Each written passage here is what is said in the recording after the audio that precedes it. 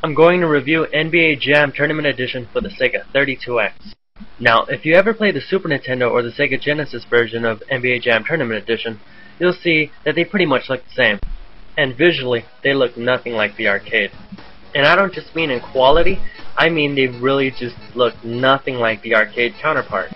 Even for the given time period, I was disappointed. Those 16-bit consoles were still capable of far superior graphics. Now, the proof of this was the next release in the series, NBA Hang Time. It featured far better visuals, it had digitized faces, and the gameplay was still very true to the arcade.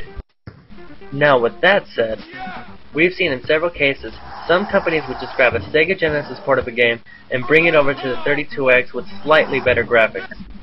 Fortunately, that wasn't the case with the 32X port. In fact, it looks very much like the arcade game.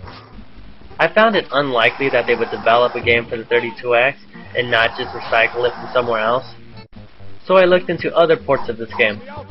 Comparing it to the PC version, the players looked pretty much the same, but the court had a lot less detail.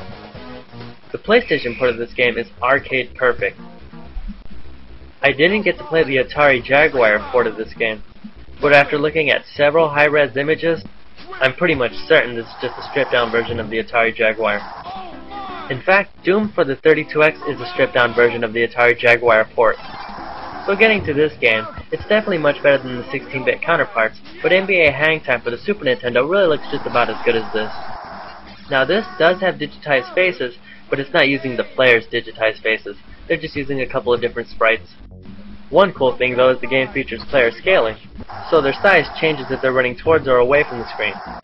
All in all, this is far more superior than the ones found on the 16-bit consoles, and it still holds up great after all these years. I give this game a B.